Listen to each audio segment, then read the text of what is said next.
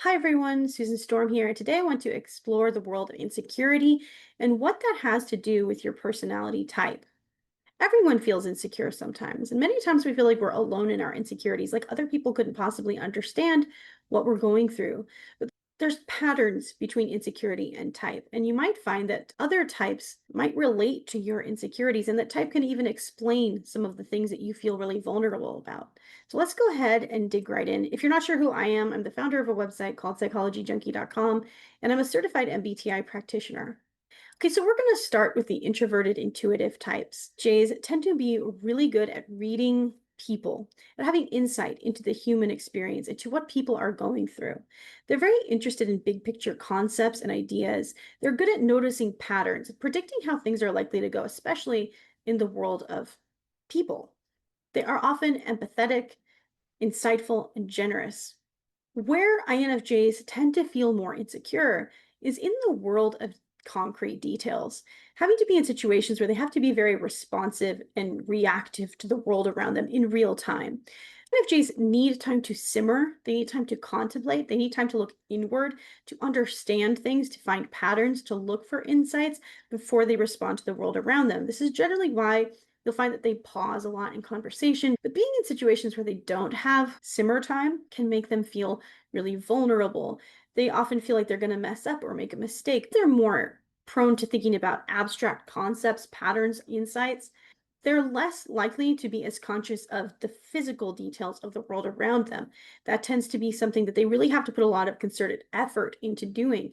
So being in situations where they have to be really responsive to physical details can be really exhausting for them. And their bandwidth for that can really run down quickly. So that can mean driving in a new city where everything's unfamiliar. It can mean talking to people at a club where they're expected to have a lot of witty banter and be very responsive to the people in those situations.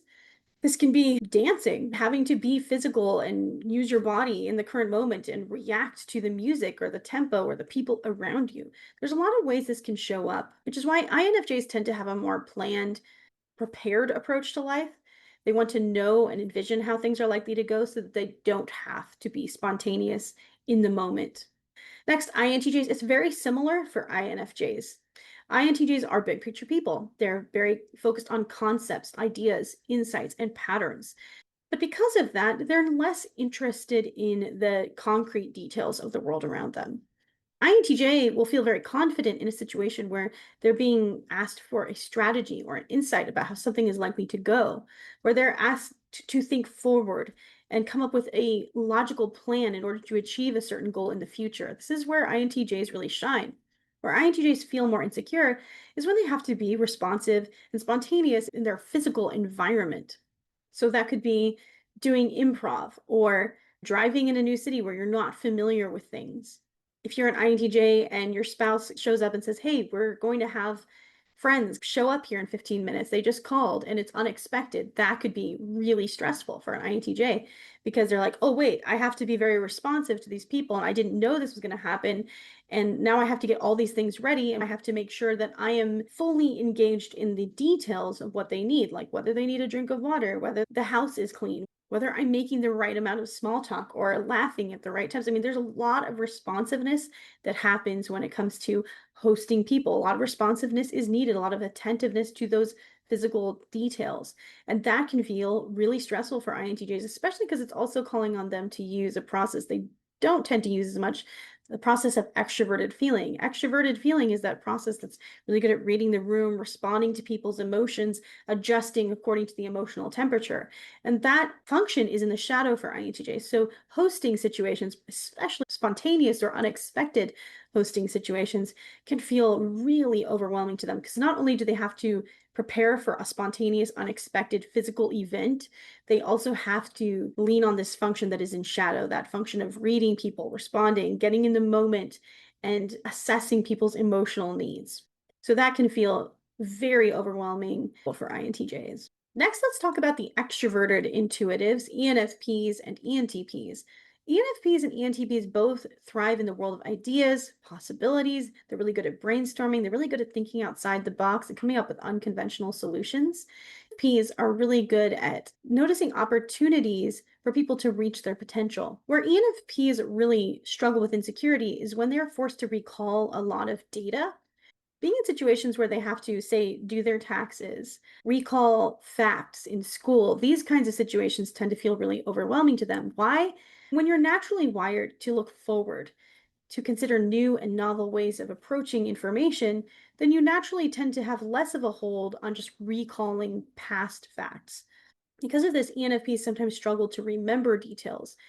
And when they have to focus on a lot of concrete details where there's no room for innovation, there's no room for brainstorming, there's no room for creativity and personal expression, they tend to feel drained quickly. Their bandwidth is very limited for that type of activity, which is why ENFPs often put off things like doing their taxes or dealing with details. These are the people you want around when you're trying to figure out how to find an unconventional solution to a problem when the lessons from the past are no longer working. These are the people who you call on to innovate. But if you're calling on them to just recall the method, the formula, or the details from the past, then they're going to feel really overwhelmed. Similarly, for ENTPs, they have a knack for exploring possibilities, finding unconventional solutions, thinking outside the box, spotting potential, noticing patterns. But if you're asking them to focus purely on the concrete details and specific memories or data recall, that can be more challenging for them. If they have to work in rigid structures where there's a lot of really clear guidelines and limits, that can also feel overwhelming for them because it's putting limits and restrictions on their natural flow state, which is being able to think outside the box and generate new and novel solutions. So you'll find often with both ENFPs and ENTPs that they feel more insecure, more vulnerable and stressed during tax season. And they tend to feel more self-conscious when, say, people come over and the house is a mess or the refrigerator is full of expired items, or they have a thriving business, but their taxes aren't done properly. Or if you really look at the foundation of their business, there's all these little details that are just a little bit off. Sometimes ENFPs and ENTPs feel like when they have to work in these really strict rules, there's a part of them that's just constantly rebelling against that, wanting to think outside of those rules, wanting to bend the rules, wanting to circumvent them in some way. And so over time, if they have to work in a really restricted, rigid, rule-oriented environment, they can feel like they've lost their spark. They can start to feel like they see no path forward and that all their natural strengths are failing them. So this can be a source of great vulnerability, as you can imagine. Next, let's look at the introverted sensing types. Let's look at ISFJs and ISTJs. ISFJs and ISTJs work really well within those established systems where they have very clear idea of what to do based on past precedent. They're really good at recalling facts, following a procedure, creating a sense of stability. They like knowing the plan and exactly what's expected of them. Now, this doesn't mean that they don't have any of their own thoughts. It just means that they do like having a sense of structure. They do like knowing what to expect. They do like having past experience with something and then using that as a groundwork for what's going to happen in the future. They like knowing the specifics of any situation before they get into that situation. Where ISFJs and ISTJs tend to experience a lot of insecurity is when they have to deal with unpredictable situations or change. When they are asked to innovate, brainstorm, and think on the spot rather than having time to prepare, to plan, to look to past precedent, to consider the rules, to consider what's worked before. When they have to work with a lot of unknowns, that's a situation where ISFJs and ISTJs tend to feel more insecure. So this can especially show up in relationships where the relationship is unpredictable, where they don't have a clear plan, or they don't know where they stand in the relationship. There's no clear parameters or rules. They don't know, am I dating this person or am I not? Are they going to show up at my house unexpectedly or are they not? Are they going to make weekend plans for us or not? When they just don't know what to expect and they have to constantly be on edge for something unpredictable, something where they will have to innovate, that will make them feel more vulnerable and insecure. It can also show up in jobs where they're working with a supervisor who throws things at them unexpectedly, like maybe an unexpected question or an unexpected task. With ISTJs, you'll find that they also tend to feel vulnerable when it comes to really emotional situations, when they're dealing with people who want a lot of emotional responsiveness. ISTJs tend to be very guarded emotionally. They only share their deeper emotions with a select few. They tend to be more sensitive than people realize, but they don't necessarily share that or show it.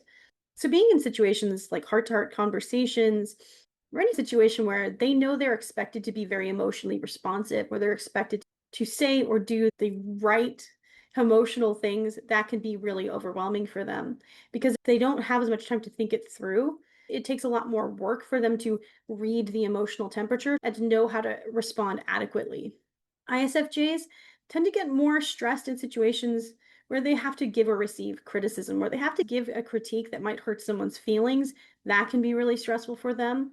It's hard for them to take the personal out of a situation. They care very much about their standing with people and how other people feel as well. So giving or receiving criticism can be very stressful for ISFJs, whereas ISTJs tend to take it from a more detached place. Critique is rarely personal to them. They just see it as more data. Now let's talk about the extroverted sensing types, ESFPs and ESTPs. ESFPs like to be in situations where they can be responsive to the moment, where they can respond to their environment, adjust on the fly, deal with details and the physical world around them. They tend to excel in careers like being firefighters, EMTs, surgeons, athletes, careers that require a lot of physical responsiveness and practicality. Where extroverted sensing types tend to struggle are in situations where they have to make long term predictions or when they have to get more abstract about a situation. ESTPs and ESTPs both focus on being fully present in the moment. They don't trust that the future is predictable. They don't trust that any plan they make for the future will have any viability because they feel like the moment's always changing. Why make a big plan for 10 years from now when we don't know what the future is going to hold 10 years from now? It feels like playing fortune teller for them. The same can go for conversations that are really conceptual, that are focused on a deeper meaning or philosophical view of a subject. In those types of conversations, they can feel a little bit overwhelmed, like they don't really know if their insights hold any weight. It can make them feel a little bit gloomy, restless, vulnerable, or overwhelmed. Their bandwidth for those kind of conversations can be pretty low, especially when they're younger. Now, it doesn't mean that they should completely avoid these types of situations. And as they get older, they generally develop more of a tolerance or even interest in these types of conversations, but their bandwidth for it is generally lower. They like to bring opportunity to life. They're really good at spotting exciting ventures and activities for everyone to do. They're really good at lifting the mood, amping up the energy. But in situations where people are having an in depth philosophical discussion, they might feel a little bit more out of their element, a little bit more insecure about what they're going to say. They might feel like they have nothing really to offer. If someone asks them to plan for the future, like what are we going to do in 5 years, to have some sort of assessment on how they think things are going to go, that can also be a source of insecurity for them. They might laugh it off and talk about how, oh, I don't even have a plan for the next 10 minutes. They might joke about it to try to bring the conversation back to the present moment because anticipating the future, looking for little ripple effects, that's something that is more aligned with their inferior function of introverted intuition. And the inferior function tends to be a source of more insecurity and uncertainty. Now let's look at the introverted thinking types. Introverted thinking types are really good at putting together a mental blueprint of how things work. They notice logical inconsistency really easily and can spot when people are using logical fallacies really well. They're very interested in data that gives them a deeper understanding of how something works or how an argument is formed. However, INTPs tend to feel a little bit more insecure in situations where they have to be really emotionally responsive. Big social situations where there's a lot of small talk and chit chat can feel overwhelming to them. New relationships where flirting takes place, that can be overwhelming to them. Emotionally laden conversations where they have to be very emotionally responsive. They often criticize themselves. There's a critical inner monologue as they share their emotions with other people. They often feel like they're sharing too much or not enough, or maybe they're not sharing it the right way. There's a lot of insecurity around emotional expression for INTPs. Because of this, and some try to pull away from social situations or stay more in a hermit mode because they're afraid of saying or doing the wrong thing, and they really don't like expressing themselves only for it to be met with confusion or rejection. ISTPs are similar. ISTPs are also very focused on understanding how the world works, understanding how objects work, how things are put together and constructed. They like learning the ins and outs of everything. They like learning for the sake of learning and gathering knowledge and data. But when it comes to emotional responsiveness, that can be very stressful for them. Having to have heart to heart conversations or deal with someone who's being very emotional, having to chit chat, read the room. They can feel like they're doing it wrong, like they're being too revealing or not revealing enough. And when this happens, they can start to misinterpret small signs as signs of rejection. Like if someone starts talking to someone else, they can feel like, oh, I'm just totally messed up that conversation and everything I did was wrong and this person hates me. They can start to feel very self-critical in social situations or in emotional conversations and situations because they have a lot of uncertainty around their ability to perform emotionally for other people or to connect with people. Next, let's talk about the extroverted thinking types. Extroverted thinking types like having a plan. They prioritize efficiency, goal setting, return on investment, metrics. They're good at organizing the world around them in order to achieve a specific goal. They tend to be very hardworking, very no nonsense, direct, and productive. Where ENTJs and ESTJs tend to experience a lot of insecurity is in the world of their own personal feelings. Being in situations where they share their emotions can feel very vulnerable to them. They can feel like they're being childish, they're being selfish, they're being weak, they're being self-pitying. They tend to criticize themselves when they've revealed themselves to other people. For example, if an ENTJ is having a really tough time and really going through it, and they're at work and they're really stressed, and suddenly they have a breakdown and it expresses to someone, hey, I'm going through a divorce and all this is happening. Generally speaking, that will feel horrible for them. They will feel very self-conscious of the fact that they revealed themselves and their own inner struggles. They might start to see themselves being weak, self-pitying, childish, oversensitive, melodramatic, things like that.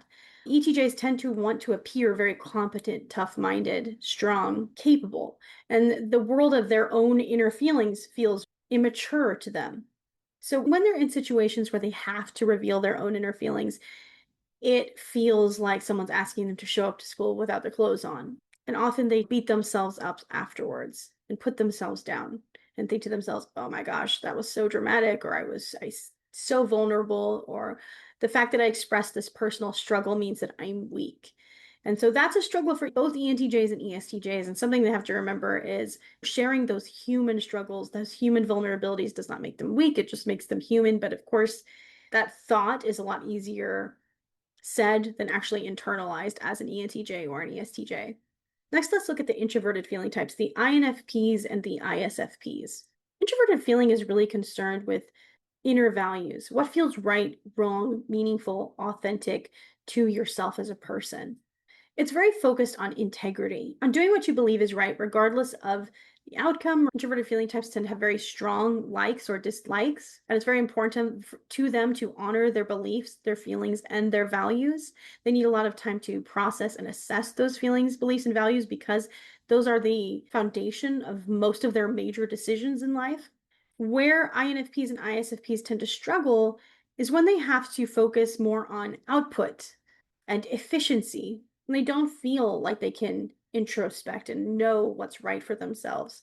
When they're feeling very pressured by external demand, when someone's analyzing just their output and not the quality of their output, then that tends to feel very overwhelming for INFPs and ISFPs. For INFPs and ISFPs, when they put their heart into something, for them, it's not so much about getting it done by a certain deadline or getting this certain amount of profit. For them, the focus is on getting the highest quality outcome possible. So they're willing to put a lot of time and effort and energy into working hard at something in order to get it to be as ideal as possible. But when they feel rushed, when they feel pressured, when someone's just asking them, how much money did this thing make? Or where are you at on the progress on this? And when will this be done? And they're just forced to focus primarily on output. That can be a source of great insecurity for them. Because for them, it's more about getting this thing just right and really feeling like they have a lot of integrity around everything they do. It's less focused on, let me get this done as fast as possible. And then let's look at ESFJs and ENFJs. These are the extroverted feeling types. These types really excel when it comes to interacting with people, creating a bond, creating a positive vibe or positive banter. They're really good at creating connection, harmony. Where insecurity happens for ESFJs and ENFJs tends to be more in the world of critical analysis. If you were to get into a debate with an ENFJ or an ESFJ and focus purely on the logic, that could be really stressful for them.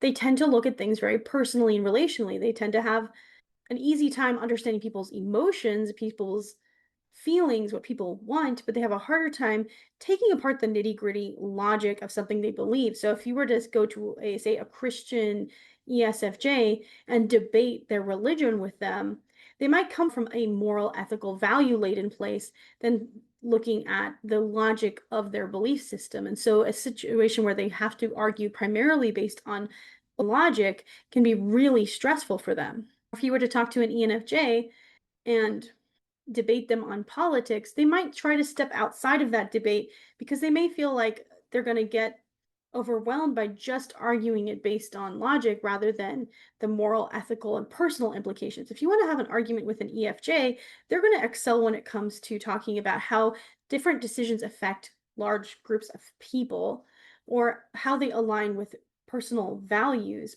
But they're going to have a harder time dealing with an argument where they are forced to really be skeptical about their beliefs and opinions and poke holes at them. It doesn't mean that ENFJs and ESFJs can't think critically or that they can't analyze this information. In fact, they do tend to be very analytical on their own, but having to do it publicly on the spot, that's where it tends to be more overwhelming and vulnerable for them.